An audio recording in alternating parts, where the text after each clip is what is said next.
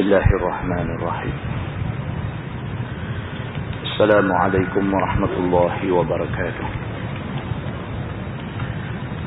الحمد لله وبه نستعين.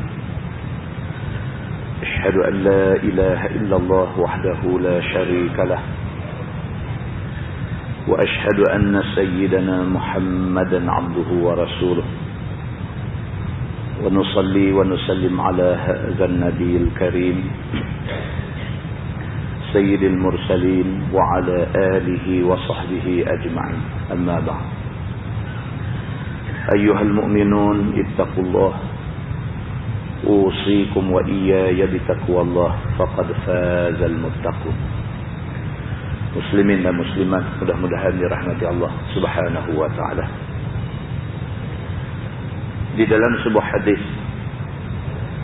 riwayat daripada Ibnu Umar radhiyallahu anhuma, kata dia, akhadha Rasulullah sallallahu alaihi wasallam bimankibi, faqala an-nabi sallallahu alaihi wasallam, kun fid dunya ka'annaka gharib aw 'abirus sabil.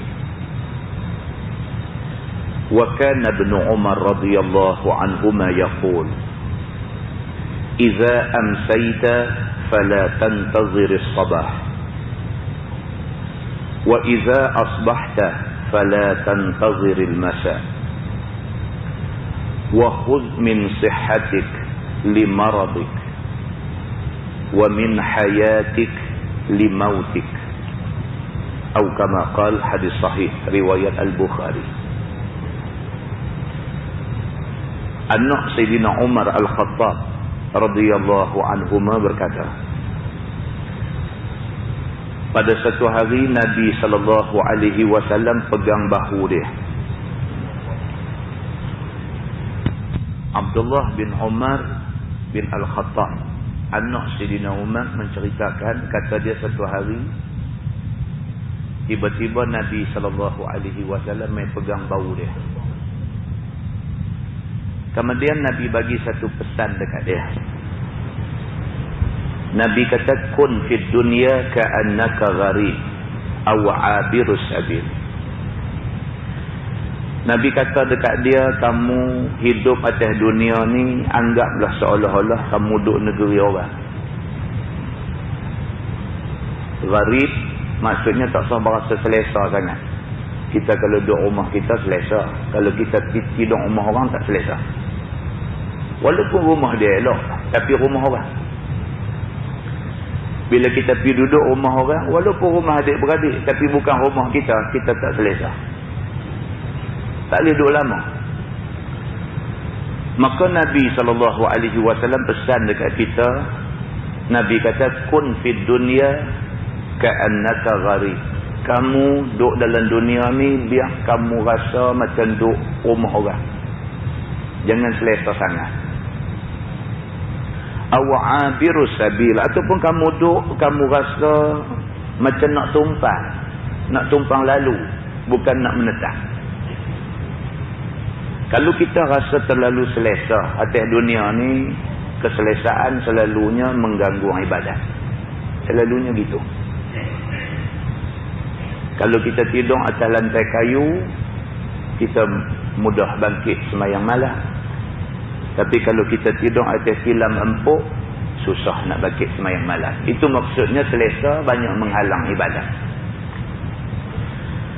Nabi SAW pegang bau anak Sayyidina Umar, Abdullah bin Umar bin Al-Khattab ini. Nabi pesan kat dia, kamu duduk dalam dunia ni ka'annaka gharib. Kamu anggap macam kamu ni duduk rumah orang. Ataupun anggap kata kamu cuma nak lalu aja tempat ni, bukan tempat tujuan kamu, bukan destinasi kamu. Lepas Nabi SAW pesan macam tu, anak Sayyidina Umar ni dia pula pergi kata ke orang lain. Wa kana Ibnu Umar radhiyallahu anhuma yaqul, dia pergi kata pula ke orang lain. Dia kata, iza amsayta fala tantazir as-sabah.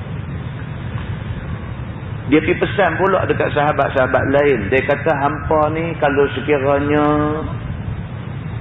sempat merasa petang. Jangan hampa harap sangat hampa boleh jumpa subuh esok. Dia pergi pesan pula dekat orang lain. Kita kalau Allah Subhanahu Wa Taala bagi izin untuk hidup petang ni, jangan terlalu yakin kata kita boleh hidup sampai pagi esok. Wa idza asbahta fala tantaziril masa. Dan macam itulah kalau sekiranya kamu mendapat peluang, mendapat izin Tuhan untuk hidup pagi, kamu jangan terlalu yakin kamu boleh hidup sampai petang tak lagi. Banyak benda boleh jadi. Malam ni kita boleh main masjid, boleh mengaji, boleh dengar satu dua ayat Quran, satu dua hadis Nabi. Kita jangan ingat pagi esok kita boleh bangkit hirup udara Tuhan, boleh sembahyang subuh. Jangan ingat. Macam-macam boleh jadi. Daripada saat lagi sampai nak sampai pagi esok, macam-macam boleh jadi. Maka oleh kerana itu, anak Sayyidina Umar Al-Khattab ini pesan. Dia kata, khudh min sihatik li maradik. Dia pesan dekat sahabat-sahabat yang lain. Dia kata, ambillah kesempatan masa sihat kamu sebelum main masa sakit kamu. Tumpang sihat, buat apa yang boleh. Sakit tak boleh buat apa dah. Bila sakit, kalau kata main mengaji, jemaah tu tak boleh main dah. Itu orang sakit. Tumpang sihat ni, tumpang Allah bagi kelapangan masa ni, tumpang Allah bagi sikit sebanyak rezeki, boleh kita guna untuk bergerak ke sana sini. Carilah seberapa banyak benda yang boleh mendekatkan diri kita dengan Allah. Itu maksud dia. Maka dia pergi pesan dekat sahabat-sahabat lain. Dia kata, khudh min sihatik li maradik. Ambil masa sihat ni, ambil peluang sihat ni, supaya esok bila sakit kita tak berasa menyesal sangat. Kalau tidak ada sakit, menyesal. Silaplah masa sihat hari tu tak pergi mengaji. Ni dah sakit payah dah nak pergi mengaji. Jadi masa sihat, gunakan secukup-cukupnya kesihatan yang Tuhan bagi. Wa min hayatik li mautik. Guna masa hidup sebelum mati kamu. Mati tak boleh buat apa dah. Nak baca Quran pun masa hidup. Nak sedekah pun masa hidup. Nak mengaji ilmu pun masa hidup. Nak buat baik pun masa hidup. Apa pun nak buat masa hidup. Mati tak boleh buat apa dah. Hadis itu hadis sahih riwayat Al-Bukhari. Muslimin dan muslimat yang dirahmati Allah sekalian. Allah Subhanahu wa taala berfirman dalam ayat 185 surah Ali Imran, a'udzubillahi minasyaitonir rajim. Kullu nafsin dha'iqatul maut. Wa innama tuwaffawna ujurakum yawmal qiyamah. Faman zuhziha 'anil nar wa udkhilal jannah faqad faz. Wa mal hayatud dunya illa mata'ul ghurur. Sadaqallahul azim. Allah berfirman dalam ayat itu, kullu nafsin dha'iqatul maut. Nama kata hidup tentu mati. Tuhan abang siap-siaplah. Nama kata hidup bukan manusia aja, ikan lohan pun mati. Mati. Nama kata hidup, apa juga benda hidup, dha'iqatul maut, dia jumpa mati. Wa innama tuwaffawna ujurakum yawmal qiyamah. Dan sesungguhnya akan dicukupkan pahala kamu pada hari kiamat esok. Maknanya apa juga kita buat atas dunia ni daripada kebaikan, kiamat Tuhan tentu bayar balik. Tak ada satu kebaikan yang kita buat atas dunia yang akhirat esok Tuhan tak bayar. Tak ada. Tuhan kata, wa innama tuwaffawna ujurakum yawmal qiyamah. Sesungguhnya akan dicukupkan. Maksudnya pahala kamu kalau 10, Tuhan bagi cukup 10. Hari kiamat, banyak mana pahala yang berhak kamu dapat, Tuhan bagi. Tuhan tak ada potong. Faman zuhziha 'anil nar wa udkhilal jannah faqad faz. Allah Subhanahu wa taala kata, maka barang siapa yang dijauhkan neraka daripada dia dan dimasukkan ke dalam syurga, faqad faz. Ini orang bahagia. Kebahagiaan hakiki bukan panjang umur atas dunia. Kebahagiaan hakiki bukan banyak harta atas dunia. Kebahagiaan hakiki bukanlah apa yang kita nak atas dunia kita dapat maka kita bahagia dah. Tetapi kebahagiaan sebenar Allah Subhanahu Wa Taala kata apabila dia boleh lepas daripada neraka, boleh masuk syurga, faqad faz. Ini kejayaan, ini kebahagiaan. Wa mal hayatud dunya illa mata'ul ghurur. Dan tidaklah hidup di dunia ni melainkan dia bersifat kebendaan dan ghurur, dan dia menipu kita. Ini dunia. Yang kata dunia ni siapa pun bercakap tentang kebendaan, siapa pun. Yang kata dunia ni siapa pun nanti kena tipu. Dan amat sedikitlah manusia yang tidak terpedaya dengan tipu daya dunia. Muslimin dan muslimat yang dirahmati Allah sekalian, ayat 34 surah Luqman, Allah berfirman, a'udzubillahi minasyaitonir rajim, wa ma tadri nafsum madza taksibu ghadan wa ma tadri nafsum bi ayyi ardin tamut. Sadaqallahul azim. Allah Subhanahu Wa Taala sebut dalam ayat hak pendek ni, tapi makna dia cukup dalam. Allah kata wa ma tadri nafsum madza taksibu ghadan.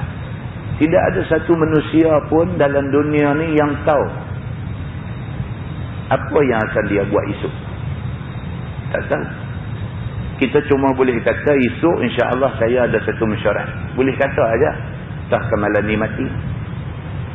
Kita tak tahu benda hak kita rancang nak buat esok ni boleh buat ke tak boleh buat. Kita tak tahu. Maka Tuhan kata wa ma tadri nafsun madza taksibu ghadan. Tidak ada seorang manusia pun boleh bagi garanti dia tahu apa dia nak buat esok. Tak boleh. Orang main kat kita bisik, ustaz minta sila esok buat baca Yasin nak pergi Mekah. Kita kata insya-Allah. Tak tahu lagi boleh pergi tak boleh. Tak tahu lagi. Tuhan kata tak ada satu manusia boleh tahu secara pasti apa dia nak buat esok. Wa ma tadri nafsum bi ayyi ardin tamut. Dan tidak ada satu manusia dalam dunia ni yang boleh tahu dia nak mati di bumi mana. Tak tahu. Kita tak boleh kata saya ni kira pakai nak tumpah darah sini, nak mati sini. Tak boleh cakap. Saya ni tumpah darah di kepala batas, saya nak mati kepala batas. Tak boleh cakap. Tak boleh cakap.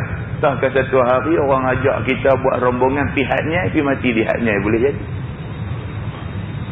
Boleh jadi? Tak boleh cakap. Takkan satu hari esok kita tua, esok anak kita duduk di Switzerland, duduk di New Zealand, duduk di mana, pergi jadi pegawai kedutaan apa di sana. Duk pujuk kita, ayah mailah sekali di sini, mailah saya siap cakap kapal terbang semua, ayah mailah sekali tengok tempat kami duk kerja lah ni. Kita yang tak pernah pergi mana luar negeri ni, melainkan pergi Mekah saja ni. Tak pernah teringat nak pergi Switzerland. Pergi mati di Switzerland. Boleh jadi. Tidak ada satu manusia, Allah Subhanahu Wa Taala kata dia tahu bi ayyi ardin tamut. Bumi mana dia nak mati? Tak tahu. Maka ayat yang pendek, ayat 34 surah Luqman ini, walaupun pendek, sebenar-benar dia memberi pengajaran kepada kita semua.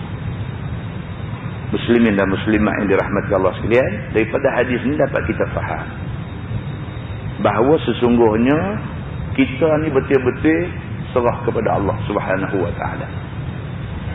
Tak lagi pukul 11 lagi nak idea apa kita tak tahu, pagi esok lebih-lebih lagi kita tak tahu, tahun depan langsung kita tak tahu apa nak jadi. Yang tahu sebenar-benar apa nak jadi ke kita Allah Subhanahu Wa Taala. Maka apa yang perlu kita buat ialah bersedia, walau apa pun jadi, biar dalam keadaan kita tengah taat Allah Subhanahu Wa Taala. Walau apa pun jadi, kita dalam keadaan tidak dimurkai oleh Allah Subhanahu Wa Taala, maka jadi apa pun kita dalam keadaan bersedia nak menghadap Allah Subhanahu Wa Taala, dan Allah dalam keadaan redha untuk terima kita. Mudah-mudahan mukadimah itu memberi manfaat kepada kita semua, insya-Allah. Kita menggunakan tafsir Juz'u Ammah. Tafsir Juz'u Ammah. Muka surat 133, kita masuk surah Al-Zalzalah Madaniyah. Ada orang sebut surah Al-Zalzalah, ada orang sebut surah Al-Zilzal. Malam ni kita masuk surah Al-Zalzalah Madaniyah. mengandungi 8 ayat. A'udzubillahi minasyaitonirrajim. Bismillahirrahmanirrahim. Idza zulzilatil ardu zilzalaha wa akhrajatil ardu athqalaha wa qala al insanu ma laha yawma idzin tuhaddisu akhbaraha bi anna rabbaka awha laha yawma idzin yasdurun nasu ashtatan liyuraw a'malahum faman ya'mal mithqala dzarratin khairan yarah wa man ya'mal mithqala dzarratin syarran yarah. Shadaqallahul azim. Maksud dia firman Allah, idza zulzilatil ardu zilzalaha, bila digoncang ataupun digempakan bumi sesangat-sangatnya. Ayat ni dia nak cerita pasal kiamat. Ayat ni nak cerita pasal kiamat. Dia ada banyak hadis yang menceritakan tentang ayat idza zulzilatil ardu zilzalaha. Nabi pernah kata, kalau sekiranya kamu faham betul-betul maksud ayat ni, cukup untuk jadikan kepala kamu beruban serta-merta. Kalau kamu faham, sebenar-benar faham maksud ayat ni, cukup untuk menjadikan kepala kamu rambut beruban serta-merta. Rambut di kepala beruban dandan. Pasal apa? Pasal dahsyatnya keadaan hari kiamat. Allah Subhanahu wa taala sebut dalam ayat ni, apabila digoncang ataupun digempakan bumi ini dengan sedahsyat-dahsyatnya. Wa akhrajatil ardu athqalaha, dan mengeluah bumi segala isi-isinya. Bila goncang tu diterbit keluar belaka semua. Apa juga benda ada dalam perut bumi keluar habis daripada mayat yang dikebumikan sekian lama, sehinggalah kepada emas, perak, tembaga, biji timah, minyak, segala benda ada dalam perut bumi, dia pancuk keluar habis. Wa qala al insanu ma laha, dan berkata manusia, apa kerana bumi jadi begini? Bila tiba-tiba tak semena-mena, tiba-tiba Allah kocok, Allah goncang, Allah gempakan bumi ni, manusia ni tak tahu apa nak jadi. Wa qala al insan, maka berkata manusia, malaha, ni apa ni, nak jadi apa ni? Terkejut, nak menggambarkan terkejutnya manusia ni dengan apa yang jadi. Berdasarkan ayat-ayat yang berbagai-bagai dan hadis-hadis Nabi yang begitu banyak, ulama-ulama usul mengatakan kiamat akan berlaku pada waktu manusia betul-betul tak sangka. Ada sebahagian lagi ulama dia spesifik lagi, dia kata kiamat akan berlaku sewaktu manusia sedang sibuk di pasar. Ini adalah pendapat-pendapat ulama yang dibuat berdasarkan kepada nas yang berbagai-bagai. Waktu orang tengah kalut ni, waktu pasar tani tengah duk ramai pengunjung ni, pada masa tu jadi yang kata kiamat ni. Bukit terlucuk keluar, bumi tiba-tiba merkah, langit tak tahu nak jadi apa. Dia jadi sewaktu manusia tengah sibuk dengan urusan harian. Begitu. Wa qala al insanu ma laha, bila jadi macam tu manusia kata apa nak jadi ni? Yauma idzin tuhaddisu akhbaraha, pada hari itu dikhabarkan oleh bumi perkhabaran, segala perkhabarannya. Itu dia. Hari itu bumi akan cerita habis. Bila manusia duk kata ni apa nak jadi ni, awak ni bumi tengok-tengok langit pecah, tengok-tengok bukit tercabut, manusia kata malaha, apa nak jadi ni? Bumi, Allah Subhanahu wa taala bagi izin bumi boleh bercakap. Maka bumi cerita habis segala perkhabarannya, dia habis bi anna rabbaka awha laha, maksudnya dengan sesungguhnya Tuhanmu menyuruh kepadanya. Bumi kata jadi lagu ni kerana Tuhan suruh. Tuhan perintah kami, oleh kerana ni perintah Tuhan, maka kami jalan. Bumi kata ni, yang bumi tiba-tiba merekah, terbit keluar mayat, terbit keluar biji timah, terbit keluar meh berkeping-keping ni, hak duk jadi ni semua ni bi anna rabbaka awha laha, kerana Tuhan kamu dia mewahyukan kami suruh jadi macam ni, maka jadi macam ni. Yauma idzin yasdurun nasu ashtatan liyuraw a'malahum, maka pada hari itu bangun berjalan manusia dengan macam-macam keadaan. untuk melihat amalan mereka itu. Bakit-bakit berjalan. Hak mati dalam kubur sekian punya lama, pada hari itu yaumul ba'ts, hari kebangkitan semula. Bila dah kiamat habis semua, punah ranah habis semua, bangkit balik. Bangkit manusia ni pasal apa? Bangkit liyurau a'malahum, kerana nak pergi tengok rekod amalan yang dia buat sebelum dia mati hari itu ni. Tuhan akan bentangkan balik daripada tarikh akil balik sampai hari mati. Apa kita buat, semua akan diperlihatkan balik kepada kita semua. Faman ya'mal mithqala dzarratin khairan yarah. Maka siapa yang buat setimbangan zarah akan kebaikan, nescaya dilihatnya. Apa juga hak dia buat, walaupun hak dia buat tu kebaikan yang sikit aja kebaikan dia buat, hari tu boleh tengok balik.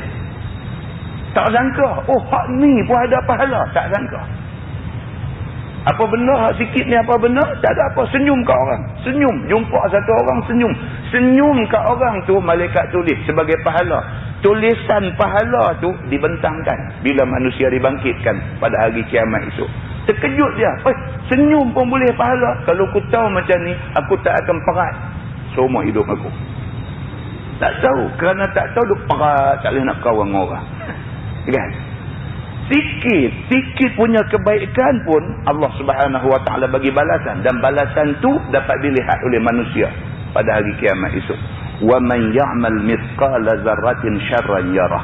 Dan siapa-siapa yang buat setimbangan zarah akan kejahatan, nescaya dilihat dia. Hak sikit dia buat jahat, sikit hak dia tak sangka kata benda tu jadi dosa, Tuhan tunjuk juga kat dia pada hari itu. Apa dia? Dia buat satu benda sikit aja, buat muka masam kat orang. Kerana dia buat muka masam, orang sudah buruk sangka ke dia. Kerana tu Allah tunjuk itu dosa, tak boleh buat. Muslimin dan muslimat yang dirahmati Allah sekalian, tafsir dia kata surah ini untuk mempertakutkan manusia yang lalai dan derhaka. Ni surah ni bertujuan untuk nak bagi orang yang derhaka ni berasa takut ke Tuhan. Takut sekalipun kecil. Dan menginginkan manusia supaya berbuat kebaikan. Nak suruh manusia ni berasa nak buat baik. Bila baca surah ni, oh dia kata benda hak kecil pun Tuhan bagi pahala, maka dia berasa terangsang untuk nak buat lebih banyak kebaikan. Maka sekalipun tidak beroleh apa-apa masa di atas dunia, dia akan buat kebaikan. Sekalipun kebaikan hak dia buat orang tak tahu, dia buat. Atas dunia tak dapat apa. Buat baik orang tak tahu, tak dapat apa. Kalau kita buat baik orang tahu, kita dapat puji-pujian. Kita buat satu kebaikan, orang tahu, orang puji kita, dapat puji-pujian. Tapi ada benda kebaikan hak kita buat orang tak tahu, maka bila orang tak tahu, kita tak dapat apa atas dunia, di hari akhirat esok dapat. Begitu. Kata dia, surah ini juga penghilangkan persangkaan sebahagian manusia bahawa Allah Subhanahu Wa Taala tidak menilai dan tidak membalas kebaikan yang kecil-kecil. Begitu juga oleh Allah Subhanahu Wa Taala tidak menilai dan tidak akan menghukum kesalahan ataupun dosa yang kecil-kecil. Benda ni tuan-tuan, kalau buka dalam tafsir Ibnu Katsir, dia ada huraian panjang. Berlaku di kalangan sebahagian daripada orang Arab zaman awal Islam dulu ni. Mereka beranggapan buat baik ni kena buat baik banyak baru dapat pahala. Kalau sikit tak dapat pahala. Dan dosa ni pun kalau buat sikit-sikit tak jadi satu dosa. Dia kata kalau buat banyak baru berdosa. Mereka beranggapan begitu. Maka apabila ada orang main minta sedekah di rumah dia, dia tahu bagi apa. Dia kata kalau setakat nak bagi sebiji, kalau setakat nak bagi sebiji korma, baik dosa bagi. Dia kata kerana sebiji itu tak ada pahala apa. Dia perlu faham macam tu. Kalau nak bagi barang yang kita sayang, baru boleh pahala. Kalau setakat nak bagi sebiji korma, tak ada apa-apa, baik tak usah bagi. Dan mereka berfaham bahawa benda-benda kecil, contohnya mengumpat, mereka kata tak ada apa. Mengumpat satu benda kecil, kalau nak kata dosa pun kecil-kecil sangat sampai tak ada apa, dia kata, maka mengumpat tak apa dalam masyarakat mereka pada masa itu. Maka fahaman ini dipotong dengan turunnya ayat ini. Ini penjelasan di dalam tafsir Ibnu Katsir. Dia kata dalam surah ini, di dalam surah ini juga diterangkan bahawa tidak ada suatu kebaikan sekalipun bagaimana kecilnya yang tidak dibalas. Dan tidak ada satu kejahatan ataupun dosa sekalipun amat kecil yang tidak dibalas. Ayat ni juga menerangkan kepada kita, buat baik walaupun sikit, Tuhan balas. Buat jahat walaupun sikit, Tuhan balas. Tidak ada benda yang manusia buat yang tidak dibalas oleh Allah Subhanahu wa taala. Kemudian dia kata dengan ayat satu, ayat tadi, iza zulzilatil ardu zilzalaha. Allah mengatakan apabila bumi digoncang sekuat-kuatnya, yakni pada waktu kiamat jadi, bumi yang kita diami ini bergoncang dengan sekuat-kuatnya. Bukit tercabut daripada sendinya kerana kuatnya goncangan itu. Ni yang kata kiamat. Bukit boleh tercabut daripada tempat dia pergi jatuh di tempat lain. Punya dahsyatnya kiamat. Anak-anak di dalam kandungan mak, maka terlahir ia. Baru 3 bulan, baru 5 bulan, baru 7 bulan, baru 8 bulan, tak sampai lagi tempoh masa nak lahir anak. Kerana berlaku kiamat, wa tada'u kullu zati hamlin hamlaha. Maka beranak keluar habis segala orang-orang yang duk mengandung ni, beranak keluar habis segala kandungan dia. Kata dia, maka anak-anak yang di dalam pangkuan mak yang tengah menyusu terlepas daripada pangkuan mak dia. Mana ada mak tak sayang anak, apa jadi pun dia tak lepas anak dia, dia tidur peluk anak dia. Tuan-tuan, kita duk baca dalam surah Al-Baqarah, tragedi hadut berlaku dalam masyarakat kita ni. Rumah terbakar, jumpa apa? Jumpa mak duk peluk dengan anak. Itu menunjukkan naluri seorang mak ni, dia kok mana pun dia tak lepas anak dia. Dia mati tak apa, jangan anak dia mati. Macam yang kita cerita dulu dalam internet, ada mereka sebarkan gambar seorang bapa, bukan mak, bapa bawa anak kecil lari, kena hambat dengan askar Israel, lari. Mereka duk hambat, mereka tak tembak bagi mati terus, mereka tembak ke belakang nak bagi dia lari. Peluru duk hambat ke belakang. Dia lari, tak ada tempat sembunyi, melainkan satu tong drum, pergi menyorok balik tong drum tu. Dia tunjuk gambar tu step by step. Dia duduk balik tong drum tu, dia duduk peluk anak dia, dia tak bagi anak dia kena. Biar kalau orang tembak pun badan dia aja bersarang mati, jangan peluru sentuh kulit anak dia. Bila sampai tentu, askar Israel lengkong mereka tembak. Mereka tembak dia satu-satu peluru. Bagi kena kaki, bagi kena tangan, bagi kena badan, bagi mati. Dia mati, tembak anak pula bagi mati. Muslimin dan muslimat yang dirahmati Allah sekalian. Kalau pak yang sentiasa sibuk kerja ni, sayang anak macam tu, boleh bayang mak ni yang masa habis dengan anak-anak. Tapi buatan kerana kiamat ni, mak hak sayang anak tu terlepas anak. Maknanya lagi dahsyat daripada dahsyat-dahsyat kita biasa jumpa dalam dunia ni. Muslimin dan muslimat yang dirahmati Allah sekalian. Dan manusia yang hidup pada waktu itu sebagai orang mabuk. Al-Quran kata wataran nasa sukara wa ma hum bisukara walakinna azaballahi syadid. Pada hari itu kamu tengok manusia ni sukara, nampak macam mabuk. Wa ma hum bisukara, tapi Tuhan kata dah, depa bukan mabuk, depa tak mabuk. Tetapi dia jadi begitu kerana azab Allah ni sangat dahsyat. Mabuk ni maksudnya lari tak tentu arah, macam orang mabuk. Lari pergi sana tak kena, tengok sana pun bukit melayang mai, lari mai kot ni tak kena, tengok langit duk reban turun, lari mai kot ni tak kena, tengok bumi hak selama ni rata dia terbelah jadi macam parit, macam sungai, lari sana sini duk temuk keluar api dan sebagainya. Manusia ni jadi tak tertuarah macam orang mabuk. Wataran nasa sukara, kamu tengok manusia pada hari itu macam mabuk. Wa ma hum bisukara, tapi mereka tidak mabuk. Allah Subhanahu wa ta'ala kata kamu nampak manusia pada hari itu sebagai orang mabuk disebabkan hebatnya goncang ataupun gempa bumi pada waktu itu. Ayat 2 dia kata firman Allah wa akhrajatil ardu athqalaha. Allah mengatakan dan mengeluarkan bumi akan segala bebannya. Bumi ni duk tanggung beban ni macam-macam dah. Selain daripada beban mayat yang dikebumikan dalam perut bumi, itu satu beban. Macam-macam beban lain lu ada. Dalam perut bumi ni syarat dengan emas, dengan perak, dengan biji timah, dengan petrol. Macam-macam benda du ada dalam perut bumi ni, syarat dalam perut bumi ni. Pada hari itu, dia punggah keluar segala bebanan dia. Begitu.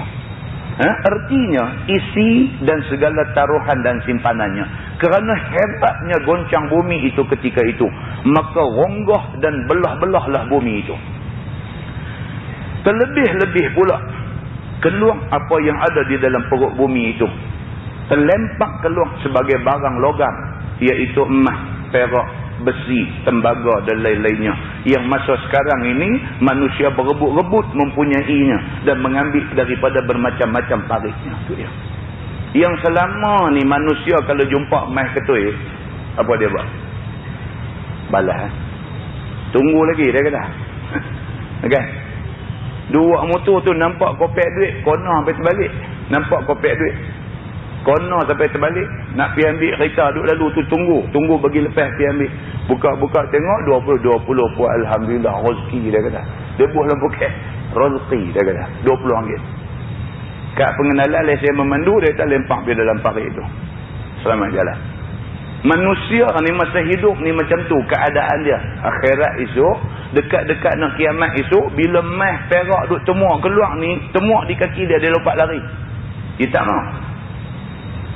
Dalam sebuah hadis riwayat daripada Abi Hurairah radhiyallahu anhu, kata dia, qala Rasulullah sallallahu alaihi wasallam, tulqil ardu aflaza kabidha amsal al-usṭuwanah من الذهب والفضة فيجيء القاتل فيقول في هذا قتلت ويجيء القاطع فيقول في هذا قطعت رحمي ويجيء السارق فيقول في هذا قطعت يدي ثم يدعونه فلا يأخذون منه شيئا أو كما قال. Hadis sahih riwayat Imam Muslim.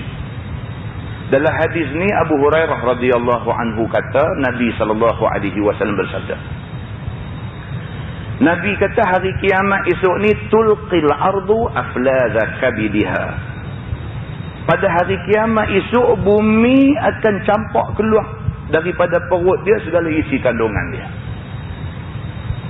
Menjelang kiamat esok, bila jadi kiamat, jadi benda ni. Bumi ni dia punggah keluar, dia buat keluar habis segala simpanan, segala khazanah, segala benda yang menjadi rahsia dia selama ni, dia punggah keluar habis. Amsal al-usṭuwanah. Dia kata, yang berupa kepingan-kepingan minaz zahabi wal fiddah, emas dan perak. Dia terbit keluar. Tuan-tuan ingat balik hadis yang kita baca di Masjid Simpang 4 Matang Buluh. Hadis cerita tentang alamat kiamat. Hadis yang cerita tentang alamat kiamat tu lagi kasar. Nabi kata Allah Subhanahu Wa Taala akan buat keluar emas daripada perut bumi ni besar-besar tiang. Nabi kata besar tiang. Kita baca dah hadis tu. Hadis hari ni pula dia kata keluar ni amsal usṭuwanah. Usṭuwanah ni maksud keluar berkeping-keping. Bukan keluar macam cincin emas, bukan keluar lagu gelang emas sikit-sikit tak. Dia keluar berkeping-keping emas daripada perut bumi. Bila keluar terbit mai keluar di kaki manusia duk berjalan tu, keluar di kaki. Fayaji'ul qatil, maka mai satu orang pembunuh. Dia masa atas dunia dulu biasa bunuh orang. Bila dah jadi kiamat esok ni, keluar benda-benda macam ni, pembunuh ni bila tengok mai keluar di kaki dia, dia kata fi hadza qataltu. Dia kata ni kerana benda ni lah dulu aku bunuh orang. Dia kata dulu yang aku boleh bunuh orang kerana benda ni, kerana emas, kerana duit ringgit aku bunuh orang. Hari ni dia keluar tepi kaki. Begitu. Wa yaji'ul qati'. Maka pada waktu tu juga Nabi kata mai al-qati'. Al-qati' maksudnya pemutus silaturahim. Atas dunia dulu dia berkeli dengan orang tu, dia berkeli dengan orang ni, dia berkeli dengan adik-beradik, dia berkeli habis semua. Pasal apa? Dia kata fi hadza qata'tu rahimi. Kerana benda ni aku putus silaturahim dengan adik-beradik aku dulu. Aku boleh tak bercakap dengan abang aku sampai mati kerana berebut duit ringgit, berebut emas perak ni. Aku boleh tak bercakap dengan jiran aku semata-mata kerana benda yang melibatkan duit ringgit, melibatkan harta, melibatkan emas perak ni. Wa yaji'us sariq, maka lalu pula satu orang yang mencuri masa hidup atas dunia dulu. Fayaqul, maka dia kata fi hadza quti'at yadi. Dia kata kerana benda ni tangan aku kena potong dulu. Dia kata Ni kerana benda ni, kerana mai, kerana harta benda ni, tangan aku kena potong dulu. Nabi SAW kata, summa yada'unahu fala ya'khuduna minhu syai'a. Lepas depa ni kata lagu tu, habis semua pakat lari jauh daripada mai ni. Kawan hak mula tadi ni pembunuh yang atas dunia dulu sanggup bunuh orang kerana nak ambil duit. Bila mai keluar di kaki dia, hari kiamat esok dia lari. Dia tak ambil mai tu. Kawan hak di atas dunia dulu sampai berkeli habis dengan semua orang kerana wang ringgit, kerana duit ringgit, kerana mai perak. Bila mai keluar di kaki dia hari kiamat esok, dia lari daripada mai perak.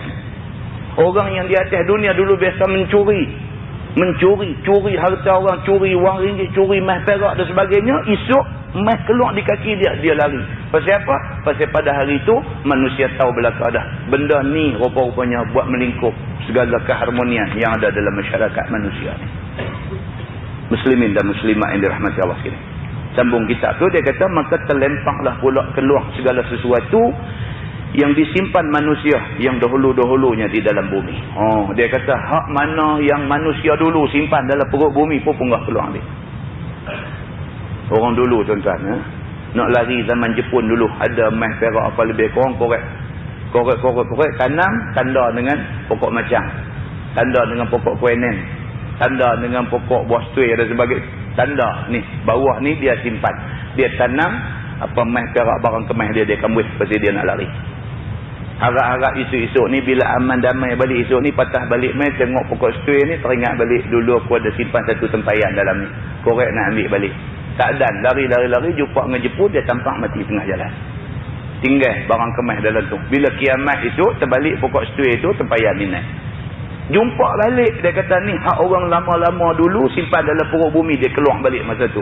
Maka terlempak keluar mayat-mayat orang dan datang yang sudah terbenam ataupun yang sudah dikuburkan. Semua pakat terbit keluar balik. Bukan kata mayat perak aja, mayat pun keluar balik. Dia keluar mai seorang-seorang begitu. Maka tersembur ataupun terpancar air dan api yang ada di dalam perut bumi itu. Bukan air aja, semua keluar daripada perut bumi. Api pun terbit keluar daripada perut bumi, dia kata.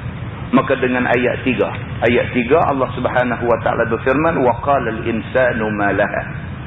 Allah mengatakan dan berkata manusia, apakah sebabnya maka bumi jadi begini? Manusia tengok awak ni duk elok-elok tentu jadi macam ni. Duk elok-elok tiba-tiba hari ni jadi macam ni, sebelah sana meletup sana ni, terbit keluar daripada bumi, tercabut sana sini. Apa ni yang jadi macam ni? Manusia yang ada pada waktu itu tercengang dan terkejut. Kerana belum pernah mereka selama hidup merasai gempa sebagaimana gempa pada hari itu. Tak pernah. Seumur hidup dia hidup atas dunia dulu sampai 80, sampai 100, sampai 130 umur, tak pernah tengok gempa macam ni punya teruk. Dan belum pula pernah dengar daripada orang dulu-dulu daripada dia akan khabaran adanya bencana yang semacam ni. Tengok pun tak pernah, orang tua-tua dulu pun tak pernah usah. Tuan-tuan tak, dalam hidup kita biasa tengoklah satu tragedi yang paling dahsyat setakat umur kita. Setakat umur kita, inilah tragedi paling dahsyat. Kan macam orang tua-tua duk cerita selalu. Dia kata dulu jadi banjir kawasan ni. Hak paling besar banjir ni berlaku tahun 46. Dia kata aku duk ingat lagi. Maknanya waktu dia umur 70 dia cerita benda ni. Tahun 46 dulu ni berlaku banjir besar. Dia kata dia tak pernah tengok banjir sebesar tu. Kiamat ni lebih daripada hak dia biasa tengok dalam dunia ni. Bukan setakat lebih daripada hak dia biasa tengok, lebih daripada hak dia biasa dengar orang dulu-dulu cerita. Begitu. Maknanya tak ada satu benda yang serupa macam mana kejadian kiamat yang akan berlaku esok. Tak ada bandingan. Tak ada bandingan. Maka sebab itu mereka bertanya, apakah gerangan sebab dan kerananya maka bumi ini bergoncang dengan goncangan yang luar biasa itu. Maka dengan kerana tak pernah tengok benda tu, maka mereka pakat tanya, ni apa pasal ni jadi macam ni? Tak teringat, kata kiamat dah, hari tu dah kiamat dah.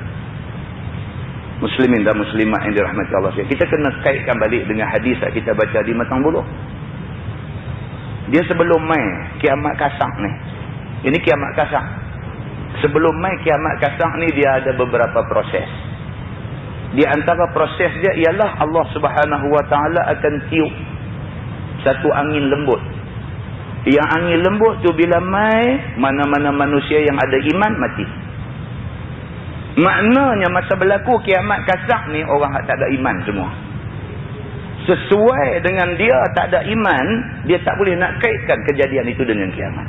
Dia tak boleh kait. Maka dengan kerana tu dia kata waqalal insanu ma laha. Ni apa ni, jadi apa ni? Dia tak tahu. Dia tak pernah tahu kata dunia nak kiamat. Dia tak tahu. Pasal dia tak beriman. Samalah macam kita lah ni, kalau orang jenis tak ambil tahu langsung pasal agama, dia tak tahu apa tuan-tuan. Kita yang duk bercakap pasal hukum hakam, kita yang duk bercakap pasal haram halal ni kita. Orang tak pernah ambil tahu pasal agama, dia tak tahu haram halal. Dia tak tahu hukum hakam, dia tak tahu. Dia tak tahu kata tutup aurat tu wajib, dia tak tahu. Nak buat lagu mana, dia tak tahu. Pasal apa? Pasal dia tak ada, ilmu tu tak ada dalam diri dia, iman tak ada dalam hati dia. Maka dia tak tahu benda tu. Bagi kita benda tu mengaibkan, tapi bagi dia tak ada apa-apa. Pasal dia tak tahu.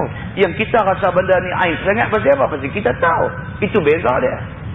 Kalau ada orang yang beriman semasa berlaku kiamat kasar ni, kiamat betul ni, sampai tercabut bukit bukau ni, kalau ada orang yang beriman, dia tengok tu, dia tahu dah. Dia terus ingat ayat Quran. Dalam surah Al-Qari'ah tu sebut dah tentang kejadian tercabut bukit ni. Tapi oleh kerana masa berlaku kiamat betul ni, orang beriman mati dulu dah. Hak tinggal orang yang tak beriman. Maka dia tak tahu apa yang jadi. Fenomena yang berlaku, bukit tercabut, bumi terbelah, langit runtuh dan sebagainya ni, dia tak tahu. Maka dia kata, malaha, apa benda yang jadi ni? Maka berkata manusia pada masa tu, apa benda yang jadi ni? Dia pun tak tahu. Manusia yang ada di waktu itu amat tercengang, terkejut, dia kata. Dan belum pernah mereka melihat bencana seumpama itu. Maka firman Allah Subhanahu wa taala pada ayat 4 dan 5. Ayat 4 dan 5 Allah berfirman, yauma idzin tuhaddisu akhbaraha bi anna rabbaka awhalaha. Maksudnya ketika itu bumi ini mengkhabarkan segala perkhabarannya. Iaitu sesungguhnya Tuhanmu, Tuhan telah mewahyukan ataupun telah menyuruhkannya terjadi seperti itu. Bumi bagi tahu. Ni hak duk jadi bukit tercabut, bumi terbelah ni, ini adalah kerana perintah Tuhan. Tuhan perintah jadi macam ni, maka jadi macam ni. Maka bumi ini menjawab dengan keadaannya pada waktu itu, bahawa dia terpaksa patuh oleh iradat dan kekuasaan Tuhan. Dan Tuhan seru sekalian alam terjadi seperti itu. Dia bumi kata, aku ni tak ada apa, aku makhluk Allah, Allah perintah suruh pecah, aku pecah. Langit kata, aku makhluk Allah, Allah perintah suruh runtuh, aku runtuh. Bukit kata, aku makhluk Allah, Allah perintah suruh cabut, aku cabut. Bumi kata, aku makhluk Allah, Allah suruh tembak keluar apa yang ada dalam perut bumi, maka aku tembak keluar. Itu iradah Allah, itu kehendak Allah, maka aku patuh kepada kehendak Allah Subhanahu wa taala. Maka tidak dapat ia membantah kehendak dan kekuasaan Allah Subhanahu wa taala. Tuhan seru sekalian alam itu sedikit jua pun. Dia tak boleh lawan kehendak Tuhan sikit pun. Dengan ayat 6 Allah Subhanahu wa taala berfirman, yauma idzin yasdurun nasu ashtatan liyuraw a'malahum. Maksudnya ketika itu bangun dan berangkatlah manusia untuk melihat amalan dengan bermacam-macam keadaan. Bila dah jadi kiamat, alam ni punah ranah semua, manusia bangkit daripada kubur, berduyun-duyun pergi ke padang mahsyar. Di sana tempat Tuhan nak tunjuk balik apa dia buat selama dia hidup di atas dunia. Masa tu main tuan-tuan. Masa tu kenal belakang. Oh, dia ni atas dunia dulu nampak macam orang bagus. Rupa-rupanya hari ni baru kita tahu, hari tu tahu. Oh, dia ni di atas dunia dulu duk suruh kita buat baik, rupa-rupanya dia jahat, hari tu orang tahu. Maka pada hari itu manusia semua berduyun-duyun, berbondong-bondong pergi berimpun pada satu tempat yang dinamakan mahsyar, liyurau a'malahum, untuk ditunjukkan kepada depa semua amalan hak depa buat. Hari itu dia tak pedulilah orang buat, dia kira hak dia buat, sebab dia akan dihisap berdasarkan amalan dia. Atas dunia kita tak kisah hak kita duk kira orang.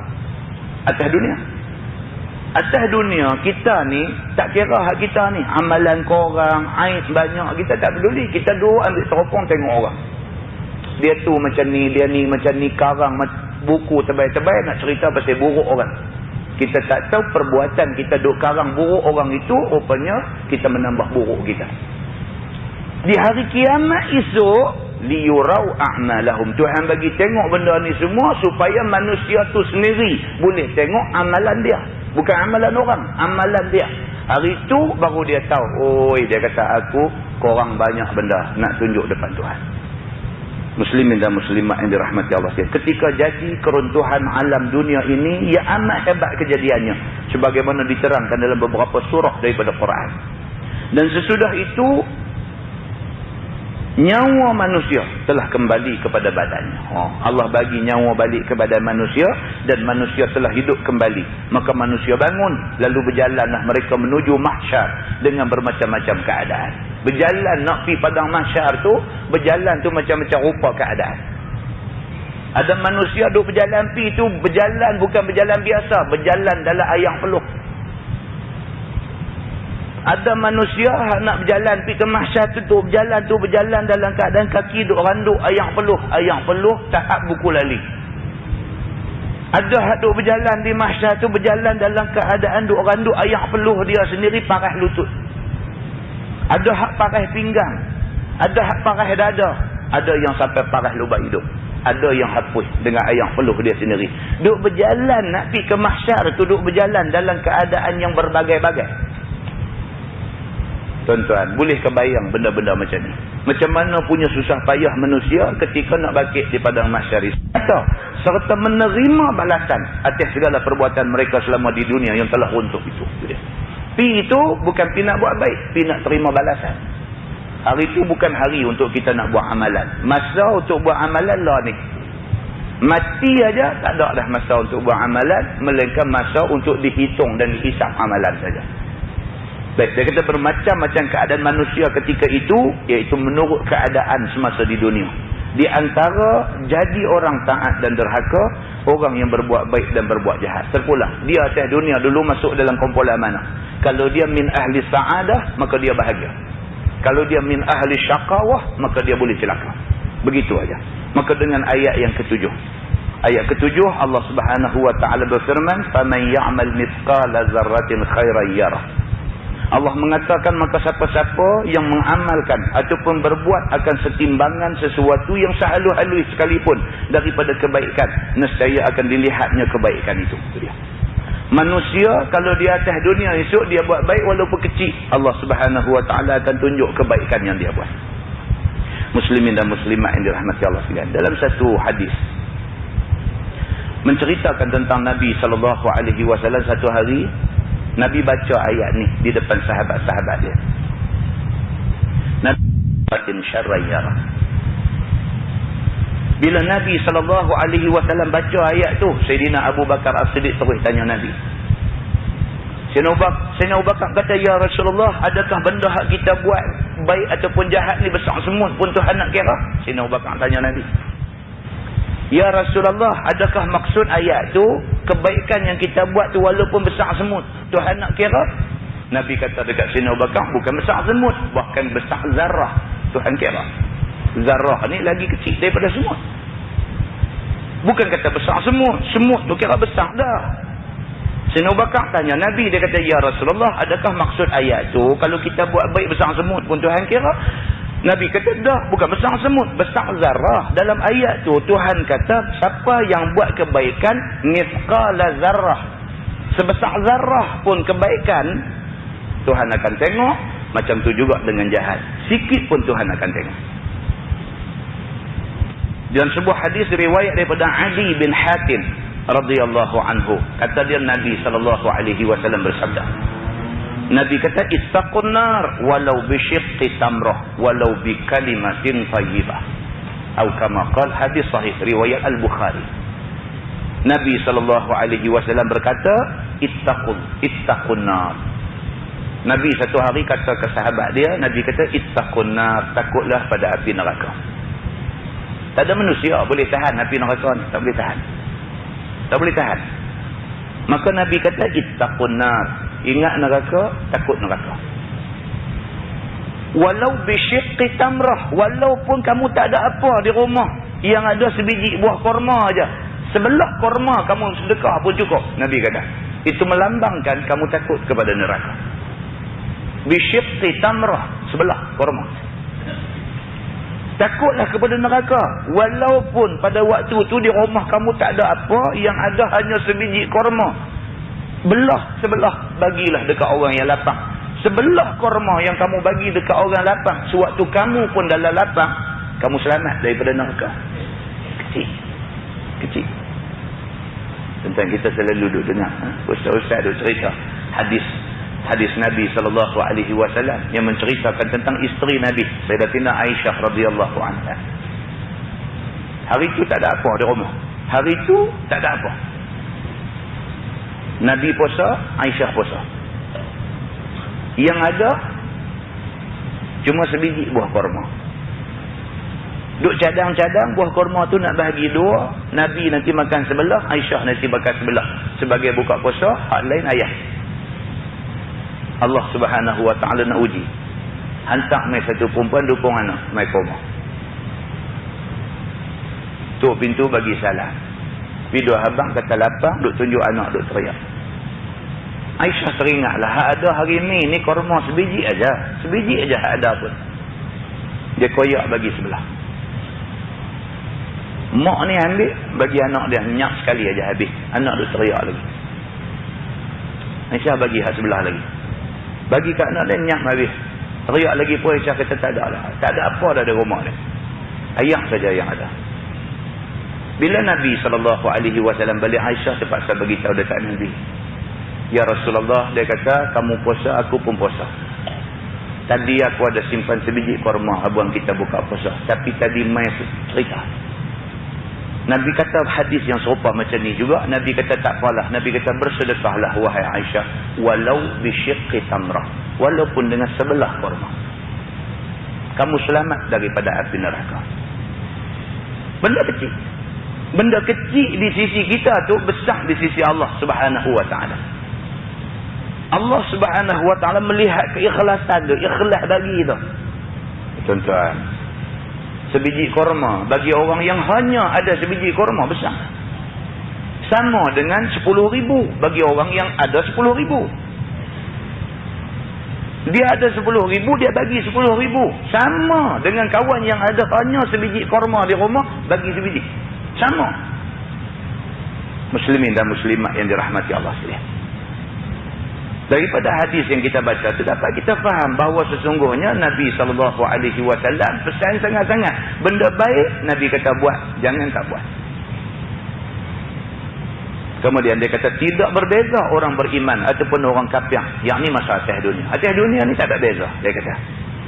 Yang ni tentang melihat dan menerima balasan perbuatannya yang baik itu. Kalau orang baik buat, kalau sekiranya orang Islam buat baik, kalau sekiranya orang kafir buat baik, sama, dia kata. Orang-orang kafir yang berbuat baik masa hidup di atas dunia ni akan melihat dan menerima balasan segala perbuatan baiknya. Orang kafir masa atas dunia ni kalau sekiranya dia buat baik, dia dapat sebahagian daripada balasan baik. Di antaranya apa? Dapat puji-pujian daripada orang ramai. Sama. Orang Islam bagi derma, orang kafir pun bagi derma, orang puji sama aja. Keluar satu iklan kata dalam kampung kita ada satu budak sakit jantung, nak operate nak kena 45,000. Pak dia tak ada kerja apa, dia buat kerja kampung aja. Dia ambil upah, tebas-tebas kebun dan sebagainya. Masjid buat pengumuman, kata kita kutip sikitlah, seorang sikit dalam karya kita ni, pakat bantulah kepada saudara kita yang duduk sekampung yang sampai susah macam ni. Bukan kata kita orang Islam bagi. Cina kedai duduk dalam kampung kita pun dengar macam tu, dia pun kesian. Dia bagi lebih banyak daripada kita. Dari segi dapat puji-pujian sama aja. Kita pun orang puji, pasal tolong, dia tolong pun orang puji. Dia pun kata Cina pun tolong juga, baguslah dia ni. Tokey ni bagus, dia pun kata. Dari segi tu dia kata sama. Perbuatan baik dapat balasan sama, balasan puji-pujian yang sama. Dia kata. Tetapi sayangnya tidak sampai balasan itu membebaskan ataupun melepaskan mereka daripada neraka. Kesian dekat mereka ni. Kesian dekat mereka ni. Dalam Quran Tuhan kata ulaika habitat a'maluhum wa fin nari hum khalidun. Hak kata orang kafir ni tak sah buat baik macam manalah. ulaika habitat a'maluhum, bagi depa ni sia-sialah amalan depa di akhir. Wa fin nari hum khalidun, depa di neraka khalidun, kekal selama-lamanya. Tak boleh nak keluar daripada neraka satu hari, tak boleh. Tidak ada hari dia akan bebas daripada neraka. Sebaliknya dia akan kekal dalam neraka. Setidak-tidaknya Allah ringankan azab di neraka. Keluar tak boleh. Itu saja dia kata. Malah dia kata hanya sekadar meringankan siksa neraka, itu saja betul. Sekadar meringankan sahaja siksa mereka di dalam neraka. Umpamanya ada diriwayatkan daripada Nabi SAW bahawa si Hatim yang kapyang itu diringankan azab dia sebab dia masa hidup amat dermawan. Zaman Nabi ada satu orang nama Hatim. Hatim ni kapyang. Sampai mati kapyang. Tapi dia ni cukup kuat. Dari segi derma ni cukup kuat. Dia dikenali sebagai satu dermawan dalam masyarakat. Orang habang aja untuk tujuan-tujuan kemasyarakatan, tujuan-tujuan kebaikan ni dia bagi. Cuma tak mau masuk Islam aja. Hatim yang begitu kuat menderma tapi mati kafir ni, Allah Subhanahu Wa Taala beritahu dekat Nabi. Nabi beritahu dekat sahabat-sahabat Nabi. Hatim Allah akan ringankan azab dia di neraka. Tentang kena ingat. Paling ringan azab di neraka ialah Allah bagi sepasang kasut kepada penghuni neraka dan 2 utas tali. Na'lan wa syuraka. Dia kata. Sepasang kasut dan 2 utas tali. Maka dia saruk kasut tu dan dia pegang tali 2 ni. Yaghli minhuma dimaru, maka mendidih otak dalam kepala. Orang yang tidak pernah tengok azab, bila tengok azab macam tu dia kata dahsyat sungguh azab yang kena dekat dia tu. Tapi Nabi SAW kata itulah serendah-rendah azab di neraka. Dan Nabi kata itulah azab yang dikenakan kepada ponakan aku, Abu Lahab. Muslimin dan muslimat yang dirahmati Allah sekalian. Dia kata dan Abu Lahab, ada pula cerita sini.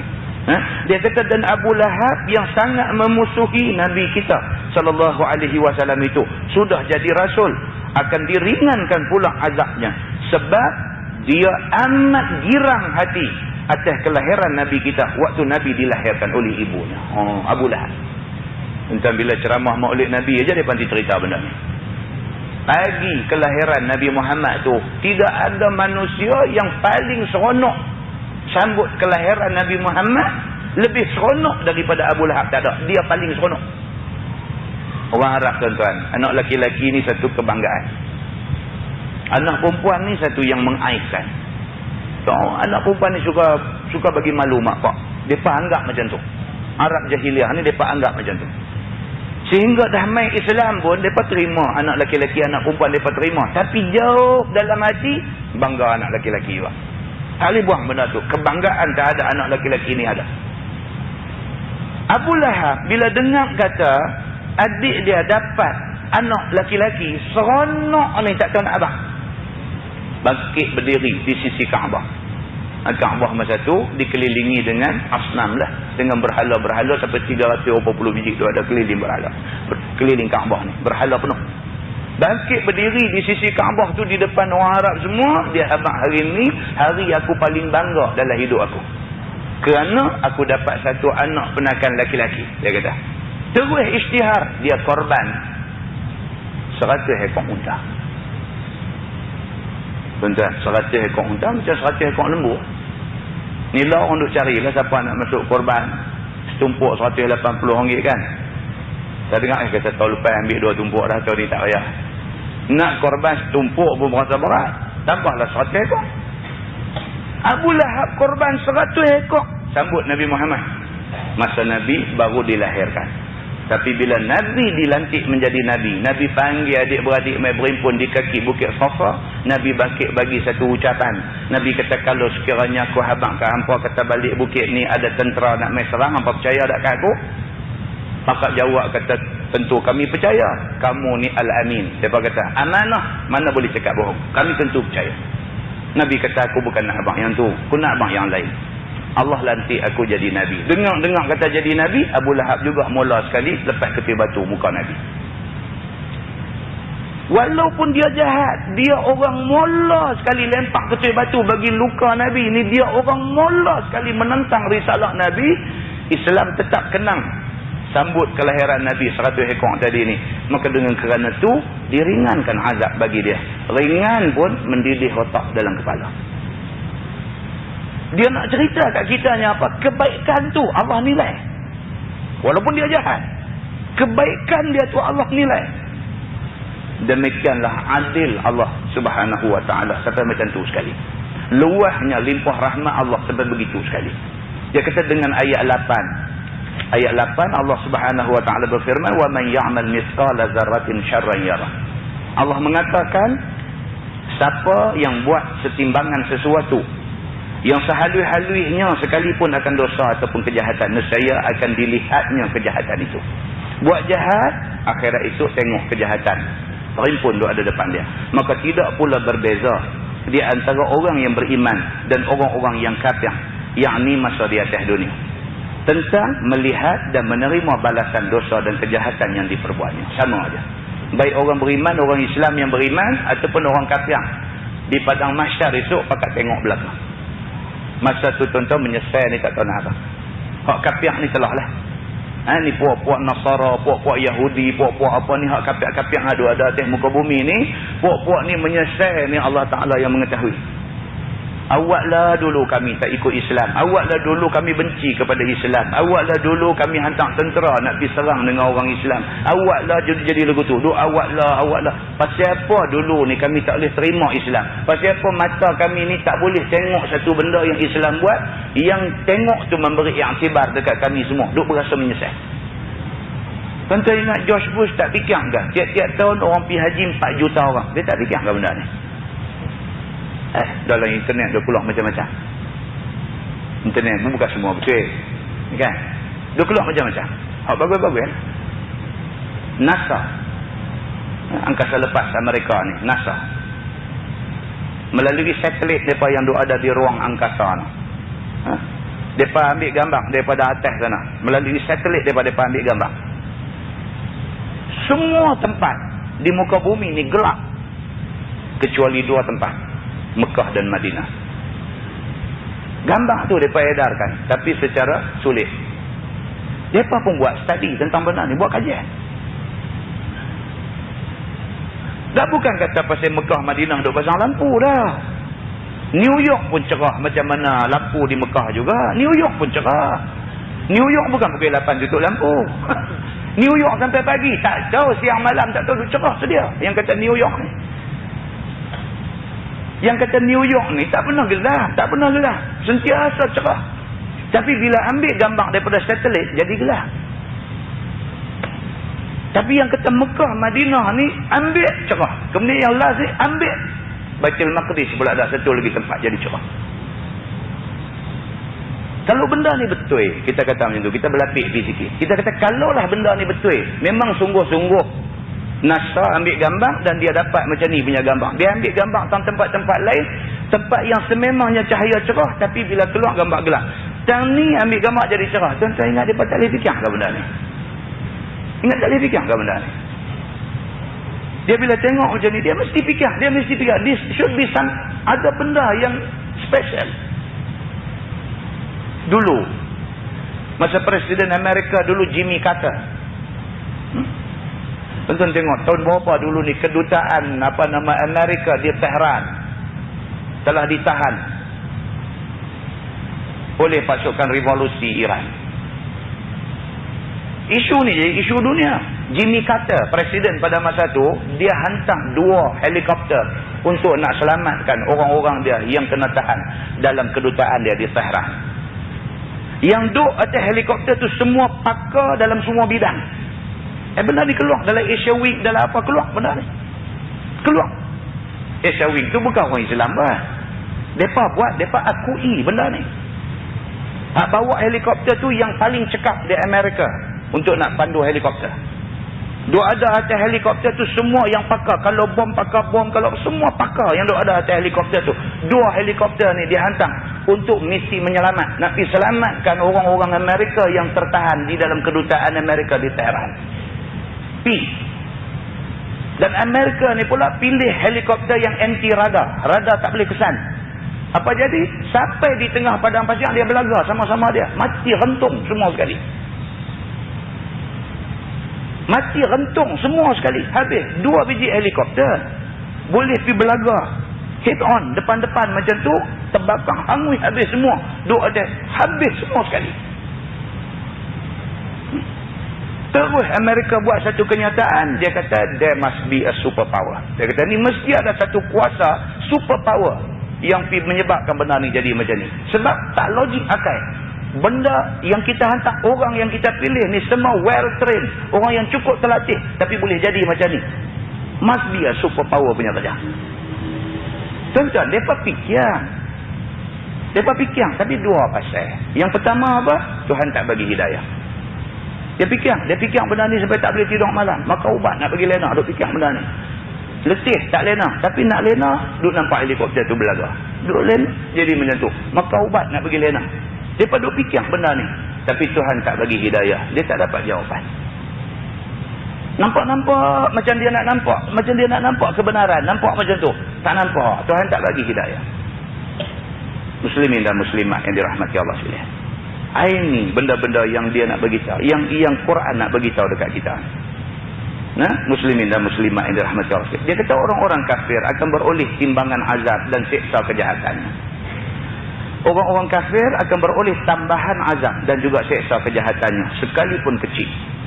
Lain daripada azab dan siksa kekafirannya, dan orang-orang yang beriman pula akan melihat dan menerima juga balasan dosa dan kejahatannya itu sekalipun kecil. Kalau sekiranya dia, yakni orang mukmin itu tidak taubat sampai mati, balasannya itu umpamanya dia tidak dimasukkan ke dalam neraka untuk sementara waktu. Tetapi sekurang-kurangnya mengurangkan derajat ataupun keuntungan yang akan diperolehnya kalau sekiranya dia tidak berbuat dosa ataupun kejahatan itu sendiri. Itu dia. Orang yang beriman, kalau sekiranya dia berdosa dan tak ada nak taubat sebelum mati, masuk syurga juga, tapi masuk lambat sikit. Itu maksud dia. Dia Islam tiket untuk masuk syurga. Okey dah, tiket ada dah. Cuma Allah ni nak kira cepat lambat je. Kita Islam sampai nyawa nak terlucuk keluar, kita masih orang Islam. Islam dalam maksud kata tunduk. Islam tu maksud dia tunduk. Patuh kepada Allah. Sampai mati kita ni dalam keadaan patuh kepada Allah. Syurga tempat kita. Cuma nak masuk cepat ke nak masuk lambat, yang tu tengok timbangan amalan kita duk baca pada malam ni. Kalau timbangan amalan kita berat sebelah banyak buat baik, cepat masuk. Tapi kalau timbangan kita berat belah banyak dah buat benda-benda dosa dan jahat ni, lambat sikit masuk. Yang penting Islam. Islam jaminan untuk dapat tempat di dalam syurga Allah Subhanahu wa taala. Dia kata wallahu a'lam bi muradih, tamat tafsir surah Al-Zalzalah. Wallahu a'lam. Lepas ni kita akan tengok surah Al-Adiyat Makkiyah. Surah Al-Adiyat Makkiyah. 11 ayat. Wallahu a'lam.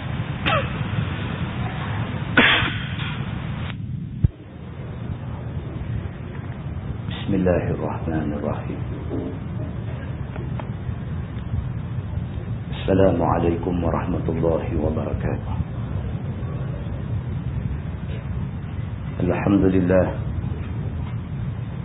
Nahmaduhu wa nasta'inuhu wa nastarshiduhu. Wa na'udzu billahi min shururi anfusina wa min sayyiati a'malina.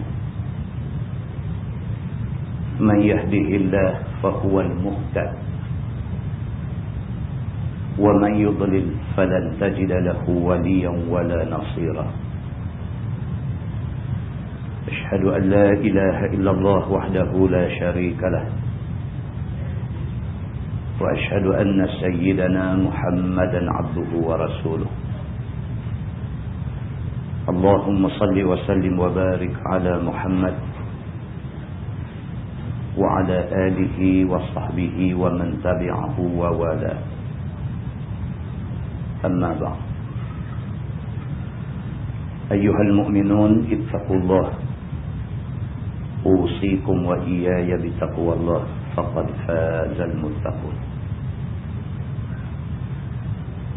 Yang saya kasihi Tuan Imam, pengurusi staf ahli jawatan kuasa karya, muslimin dan muslimat mudah-mudahan dirahmati Allah Subhanahu wa taala.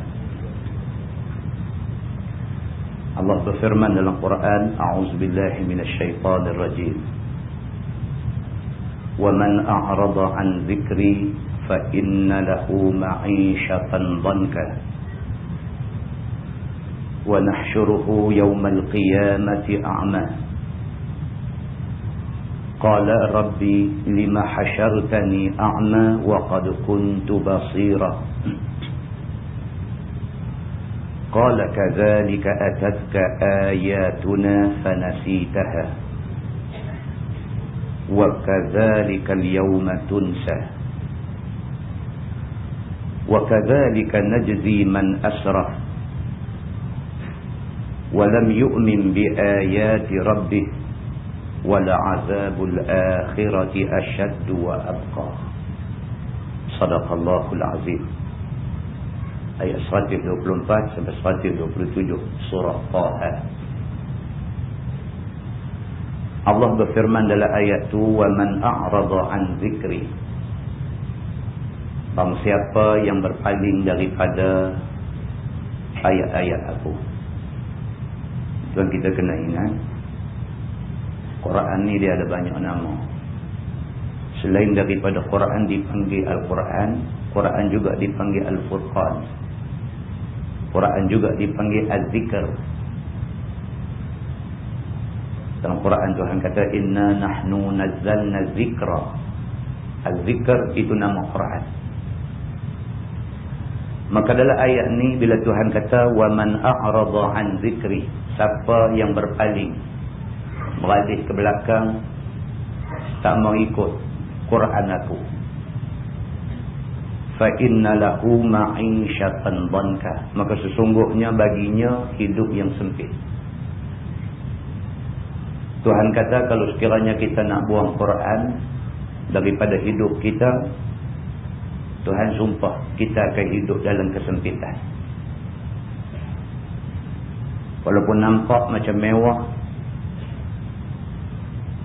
tapi sebenarnya diri sendiri tahu, orang yang tolak Quran ini, orang yang ketepikan Quran ini, orang yang lawan Quran ini, walaupun mata kita nampak dia mewah, tapi dia sendiri tahu, Tuhan lebih lagi tahu. Kelihatannya mewah, jiwanya tidak tenang, hidup resah, gelisah. Dia tak tahu apa yang dia cari dalam dunia. Dia jadi macam tu kerana Allah Subhanahu wa taala sebut dalam Quran. Tuhan kata, wa man a'rada an zikri, siapa yang berpaling daripada Quran aku,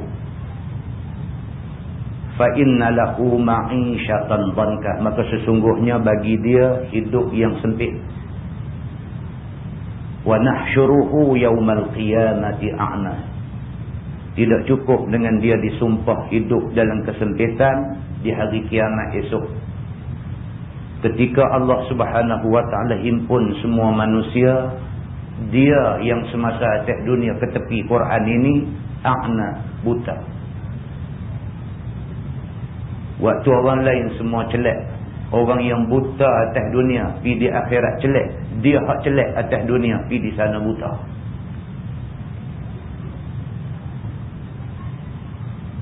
Qala rabbi lima hasyartani a'ma. Bila dia dibangkitkan di padang mahsyar esok keadaan buta, dia komplain Tuhan. Kata dia, Rabbi, wahai Tuhanku, lima hasyartani a'ma, pasal apa hari ini aku dihimpun bersama dengan orang ramai ni hal keadaan aku buta? Wa qad kuntu basira, sedangkan masa aku hidup atas dunia dulu aku celak. Dia komplain Tuhan, pasal apa hari ini buta sedangkan saya masa hidup dulu celak? Pasal apa hari ini mata saya tak nampak sedangkan masa saya hidup atas dunia dulu saya nampak? Qala kadzalika atatka ayatuna fanasitaha. Tuhan jawab ke dia lala tu juga. Tuhan kata demikianlah. Yang demikian itu kamu dulu jelek, lah ni jadi buta. Yang demikian itu atatka ayatuna, pasal dulu waktu kami buat mai ayat-ayat Quran kami dekat kamu, fanasitaha, kamu buat lupa. Dulu masa kamu hidup, orang baca Quran, orang terang makna Quran, orang tafsirkan ayat Quran bagi dekat kamu, fanasitaha, kamu buat lupa. Wa kadzalikal yauma tunsa, maka demikianlah hari ini kamu dilupakan. Atas dunia dulu kamu buat lupa dengan Quran, hari ini aku buat lupa ke kamu. Wa kadzalika najzi man asrafa wa lam yu'min bi ayati rabbih wa la 'adzabul akhirati ashaddu wa abqa. Tuhan kata demikianlah kami balas kepada orang-orang yang melampau. Orang tak peduli Quran ni Tuhan kata asraf, melampau. Tuhan bagi nikmat dia sapu, Tuhan bagi senang hidup, dia guna kesenangan itu. Tuhan bagi harta benda, dia enjoy. Tuhan bagi anak pinak, Tuhan bagi macam-macam dekat dia di atas dunia, dia bantah Tuhan. Maka orang yang macam ni, orang yang Tuhan bagi nikmat tapi dia balas balik kepada Tuhan dengan derhaka, orang yang macam ni asraf, melampau. Walam yu'min bi ayati rabbih, dia tak beriman dengan ayat-ayat Quran yang diturunkan oleh Tuhan dia. Wala azabul akhirati asyaddu wa abqa. Tuhan kata jaga baik-baik. Azab akhirat ni lebih teruk dan dia lebih kekal. Tuan-tuan, kita atas dunia ni kalau kena susah, ada hari hilang susah tu daripada kita. Katalah kita miskin, mana nak tahu 5 tahun ke depan kita jadi senang. Katalah kita sakit, mana nak tahu tahun depan kita baik. Ataupun setidak-tidaknya kita sakit, 2 minggu ke depan Tuhan bagi mati, maka berakhir sakit kita. Azab, susah payah yang kita tanggung, yang kita terima semasa di atas dunia, dia ada tempoh dia. Tapi yang azab Allah subhanahu wa ta'ala di hari akhirat itu asyaddu wa abqa. Yang pertama, dia sangat teruk. Nak banding dengan azab atas dunia, bukan bandingan. Wa abqa, lebih teruk lagi. Azab akhirat ini baqa, dia kekal. Selagi mana kita di neraka, maka selagi itulah kita kena terima azab Allah subhanahu wa ta'ala. Muslimin dan muslimat yang dirahmati Allah sekalian. Daripada ayat yang kita baca tadi dapat kita faham bahawa siapa yang buat tak heran dengan Quran, nombor satu, dia akan hidup dalam kesempitan. Siapa yang buat tak heran dengan Quran, siapa yang buat tak entang dengan Quran, siapa yang bantah Quran, siapa yang tunjuk besar diri dengan Quran, pasti dia akan hidup dalam sempit. Sebahagian ulama mentafsirkan ayat itu, kata dia sempit itu bukan sahaja berasa sempit masa atas dunia, bahkan masuk kubur dia sempit. Yang kedua, dapat kita simpulkan bahawa orang yang bantah Quran, orang yang buat tak entang ke Quran, di hari kiamat esok, waktu orang lain semua Allah bagi celak mata, dia buta. Kesimpulan yang ketiga dapat kita ambil ialah di akhirat, azab akhirat sangat pedih, tidak ada banding dengan susah di atas dunia. Muslimin dan muslimat yang dirahmati Allah sekalian. Malam ni kita sambut nuzul Quran. Quran yang kita sambut hari turun dia pada malam ini bukan satu kitab main-main. Quran yang kita sambut nuzul dia, yang kita sambut turun dia pada malam ini bukanlah satu kitab yang boleh kita layan dia macam surat abang.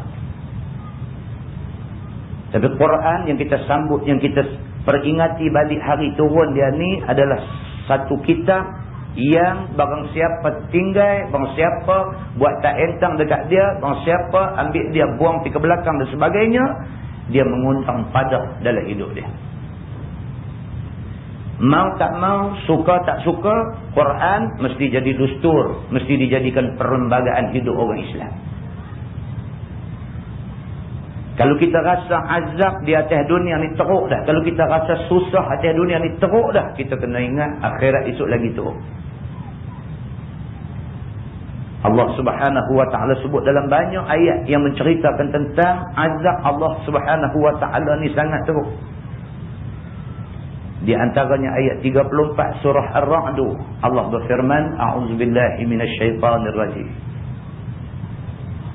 Lahum 'adzabun fil hayatid dunya wa la'adzabul akhirati asyaq wa ma lahum minallahi min waq.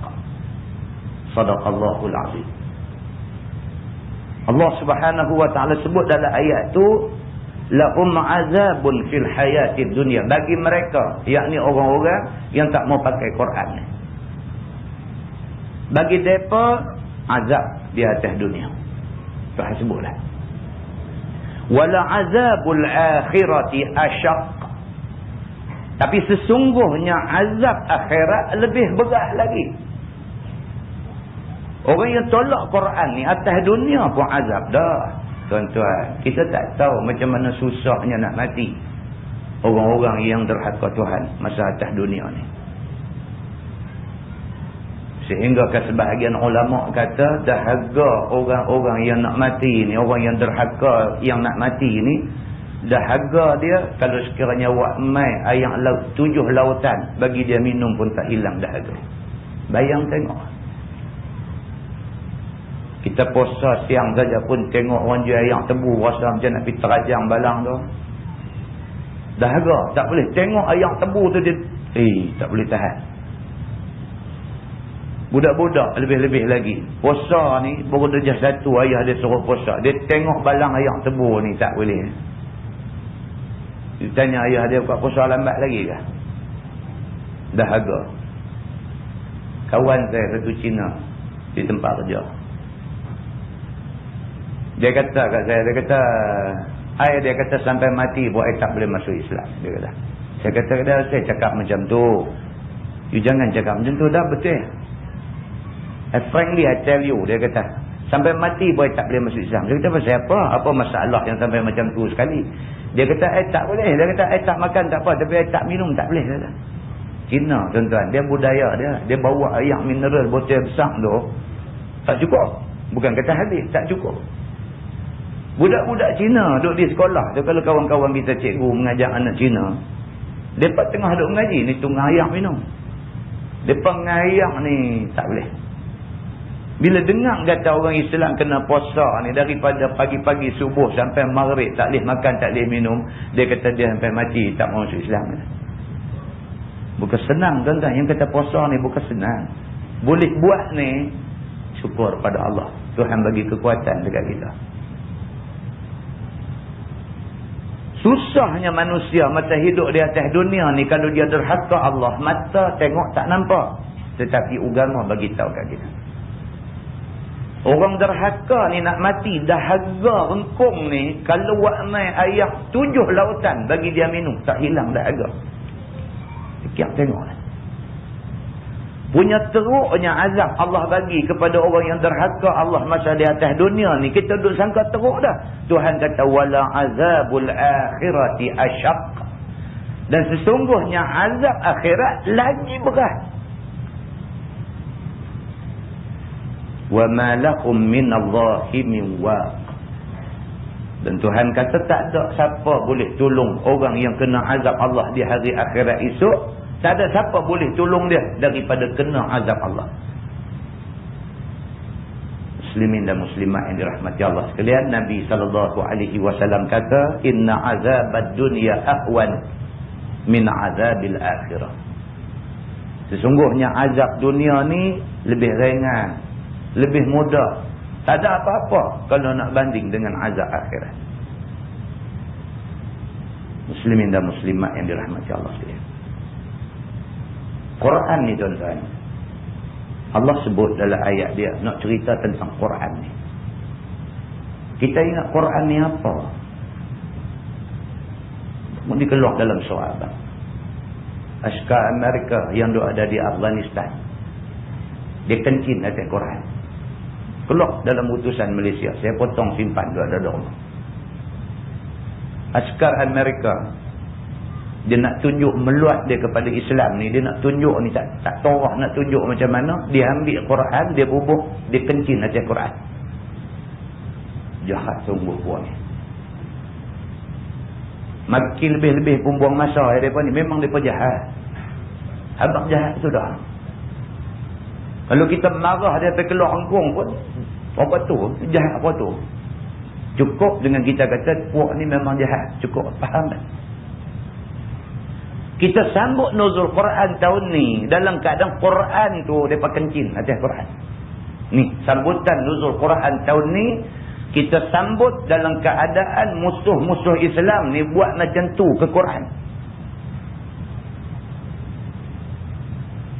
Ada orang kata ustaz, dia kata dia buat sampai macam tu dekat Quran, awak Tuhan tak bagi qaikuat buat. Qaikuat apa sahabat? Tak, dia kata awak Tuhan biar ustaz, dia kata dia kencing atas Quran tu biar qaikuat, dia kata biar jadi legulak kereta api tu. Kita kata awak Tuhan tak tahu ke dia buat macam tu dekat Quran? Tuhan tahu. Dia tak balas sini. Allah Subhanahu wa taala kata dah wala azabul akhirati asyaq. Azab akhirat lagi teruk. Kalau Tuhan tak buat dia bagi jadi macam ular kereta api, di hari akhirat Tuhan nak buat bagi jadi apa? Tuhan yang mengetahui. Muslimin dan muslimat yang dirahmati Allah sekalian. Allah Subhanahu wa taala sebut dalam ayat daripada surah Al-Waqi'ah. A'udzu billahi minasyaitonir rajim. Innahu laqur'anun karim fi kitabim maknun la yamassuhu illa al-mutahharun tanzilun min rabbil alamin afa bihadzal hadithi antum mudhinun. Sadaqallahul azim. Allah Subhanahu wa taala sebut dalam ayat tu tentang Quran. Tuhan kata innahu laqur'anun karim. Sesungguhnya yang kata Quran itu adalah Quran yang maha mulia. Fi kitabim maknun. Dia ada dalam himpunan kitab yang terpelihara. Tuhan pelihara Quran ni daripada turun zaman Nabi dulu sampai lah ni, tak ada satu huruf yang orang boleh pindah. Tuhan pelihara. Kalau Injil yang diturunkan kepada Nabi Allah Isa alaihi salam sampai hari ni tak tahu berapa jenis Injil tu ada. Injil yang turun dekat Nabi Isa tu sampai ke kita tu ada hari ni tak tahu berapa jenis Injil tu ada. Yang Katolik pakai Injil dia, yang Protestan pakai Injil dia. Dalam Katolik tu pun sendiri macam-macam jenis Injil tu ada. Ada nama Injil Mark, ada nama Injil Matthew, ada nama Injil John. Ikut nama padri yang pindah, maka Injil tu bagi nama ikut nama dia.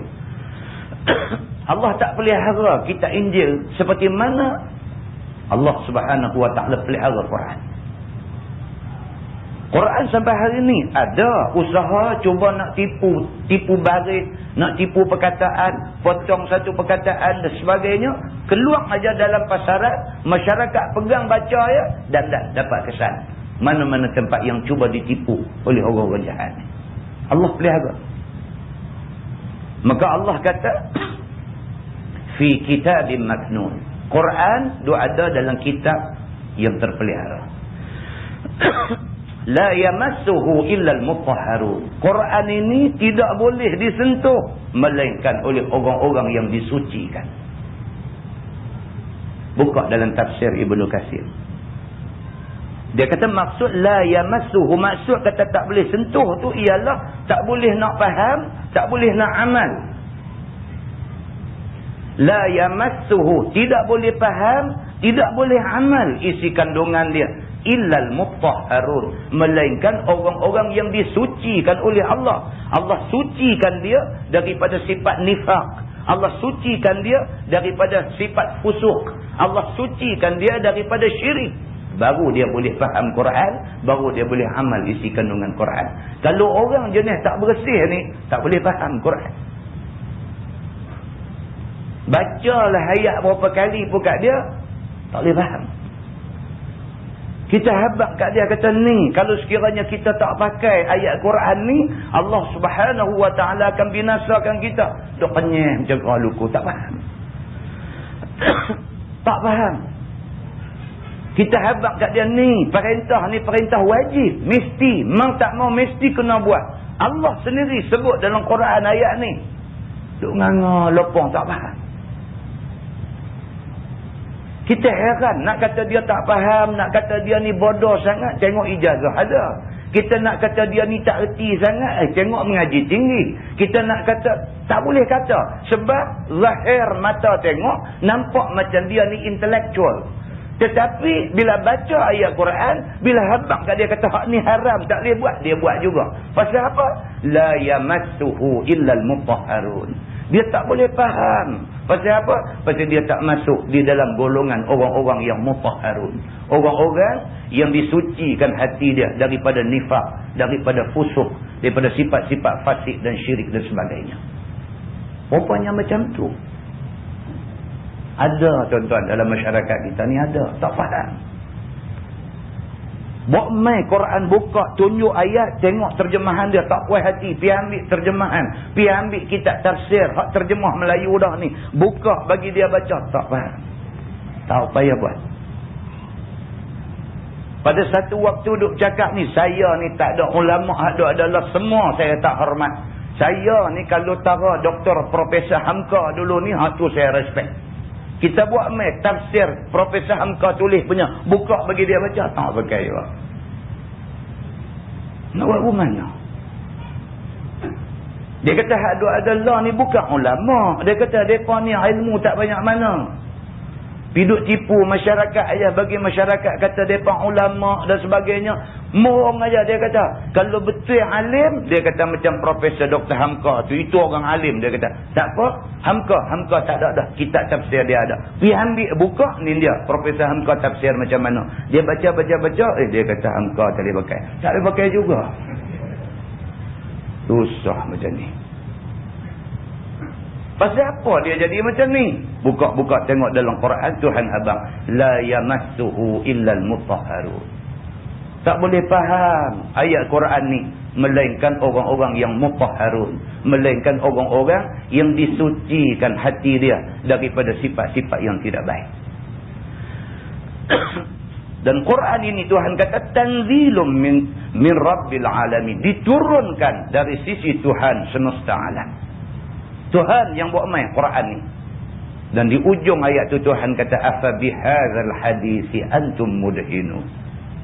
Apakah dengan Quran yang aku buat main dekat hampa yang hebat, yang terpelihara, yang tak boleh faham melainkan orang-orang yang baik-baik, yang aku sendiri buat turun Quran ni, apakah dengan Quran ini antum mudhinun, kamu berasa hina, kamu berasa remeh, kamu berasa leceh kamu kalau kamu berpegang dengan dia?